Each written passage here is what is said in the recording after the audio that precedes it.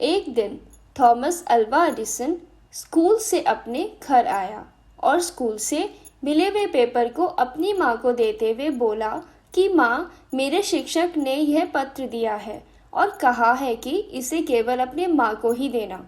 अब बताओ माँ, आखिर इसमें ऐसा क्या लिखा है? मुझे जानने की बड़ी उत्सुकता है। तब पेपर को पढ़ते हुए माँ की आंखें भर आई, पर फिर भी वह तेज आवाज में पत्र को पढ़ते हुए बोली, आपका बेटा बहुत ही प्रतिभाशाली है। यह विद्यालय उसकी प्रतिभा के आगे बहुत ही छोटा है और उसे और बेहतर शिक्षा देने के लिए हमारे पास इतने काबिल शिक्षक नहीं हैं।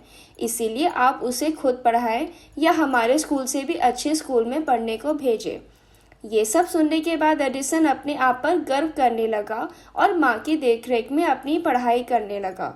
लेकिन एडिसन की माँ की मृत्यु के कई सालों बाद एडिसन तो एक महान वैज्ञानिक बन गया और एक दिन अपने कमरे की सफाई कर रहा था तो उसे अलमारी में रखा हुआ वह पत्र मिला, जिसे उसने खोला और पढ़ने लगा।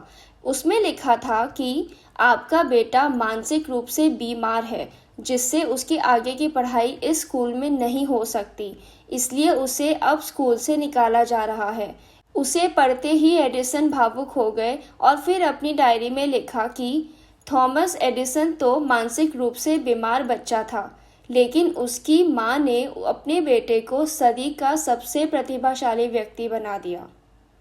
इस कहानी से हमें नैतिक शिक्षा ये मिलती है कि जीवन में हम क्या हैं, कैसे हैं, ये महत्वपूर्ण नहीं है, लेकिन अगर अपने ऊपर माँ की ममता और प्यार हो तो मानसिक रूप से भी बीमार बच्चे की भविष्य और नियति को बदला जा सकता है और बच्चा माँ के आंचल से दुनिया का सबसे महान व्यक्ति भी बन सकता है।